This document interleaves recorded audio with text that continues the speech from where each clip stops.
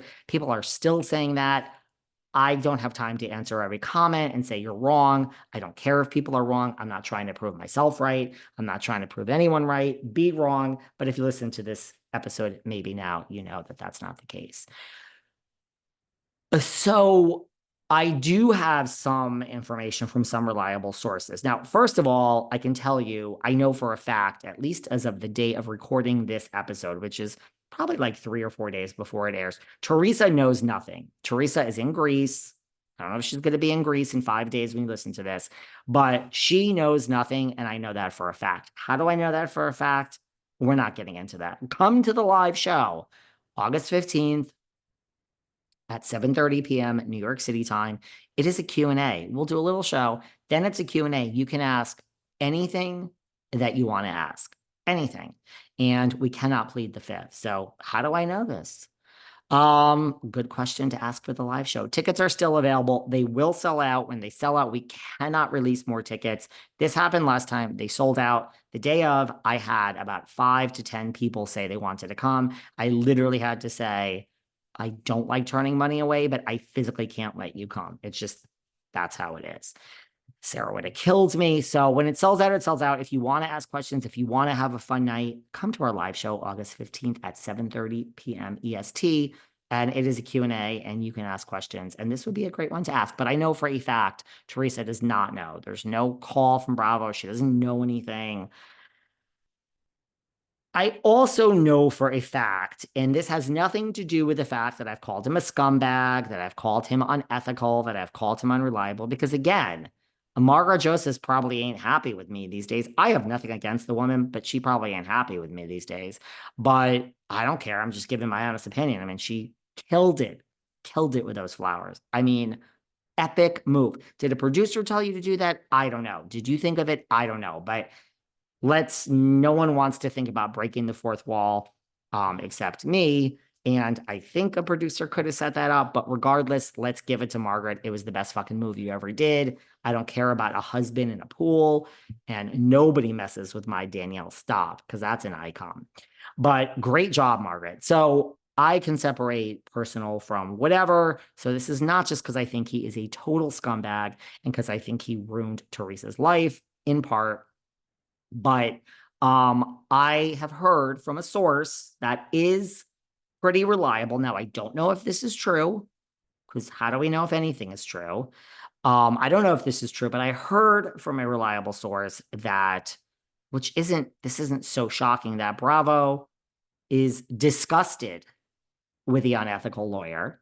I don't know if it's true. That's what I heard. That Bravo wants nothing to do with this scumbag lawyer.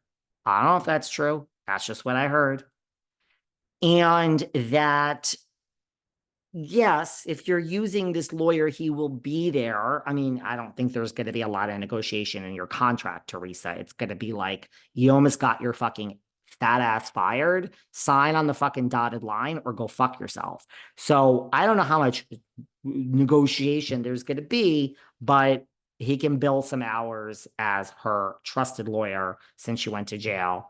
And they'll probably have to deal with him for that. I'm sure he'll be extremely annoying, but I have heard from a reliable source, which I don't know if it's true, that they want nothing to do with him and that they're going to, not in so many words, let Teresa know, your life, we can't control things, but you better keep him in the background, babe. You better keep him in the background because we're not dealing with this bullshit. See, Teresa's not going back, and we'll get into it, to be the same Teresa. There's going to be no bloggers. There's going to be none of this. We're going to have a whole different Teresa. Okay. We're going to get into that. So that's that. So I don't know. They can't force her to make changes in her staff, but they're going to imply to her or speak to her directly, keep this guy in the fucking background, which I don't even know if that's so new. They're over him. Let's be very clear. People change their staff all the time. I also heard from the same source that Teresa is actually going to let him go. Now, I don't know if I believe that. I'm actually sticking up for the poor sack of shit. I don't know if I believe that the poor lug would like live in the crack den in Atlantic City. According to Margaret Joseph, her lawyer is on Madison Avenue. Me too, Margaret. Can you imagine if I had the same lawyer as the Saj? I was in the waiting room and I saw the Saj. I would say hi to the Saj. Maybe we'd have coffee after. She'd probably tell me to go fuck myself. But hi, Saj. The Sarge listens. In all fairness, there are many weeks that the Sarge can't stomach listening to my voice like Kelly Dodd. And the Sarge puts Lexi on the case. Lexi presses play. She has the notepad. She has the cup of coffee. She writes it all down. She lives in the outhouse and she comes in and she says, Sarge, here's what he said about you. Some weeks, the Sarge listens, but hi, Lexi. Most of the time, the Sarge cannot handle listening to me, brings up PTSD for her, and she puts Lexi on the case. Lexi, you're a good girl. Listen, I wish I had a Lexi. I have assistants for a day and then I fire them or they quit on me because I mean, working for me is not easy at all. It's not easy. I am such a calm person in the real world. And I don't think I'm better than anyone, but I can't fucking deal with incompetence in the business place. I can't deal with it. I can't have it around me. I can't speak to you and interact and repeat what needs to be done 4 times. I lose my shit. So I'd rather just keep my mouth shut and do everything myself because that is the lesser of two evils. You want to keep me waiting for an hour when we're supposed to meet a martini because you are just late, like Dorit Kemsley's always late? Totally cool. We have plans to go see a play. I mean, I guess if we have, even if we have tickets, you cancel on me at the last minute. I don't care. I really am so laid back in the world. I don't care. I'm madly in love with you on the third date and you dump me. Go ahead. I don't care about anything in the real world. In business, I can't deal with incompetence. But I would love Alexi. She's good at her job. So hi, Lexi.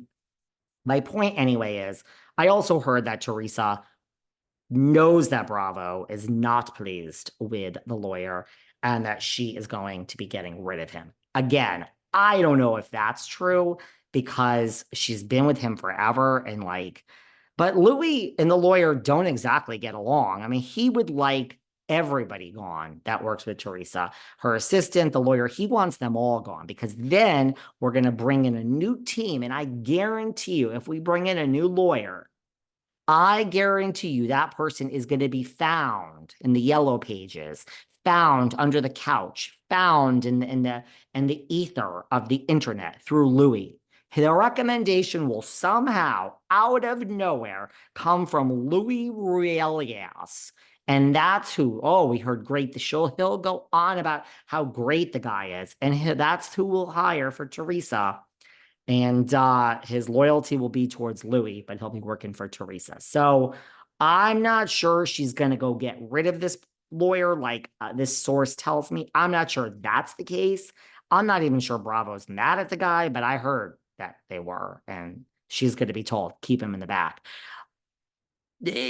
People change their teams all the time. It's not that strange. I mean, here's the thing we need to remind ourselves. Let's be very clear. Everybody that Teresa has brought back into her life, I'm sorry, Jacqueline, there was a reason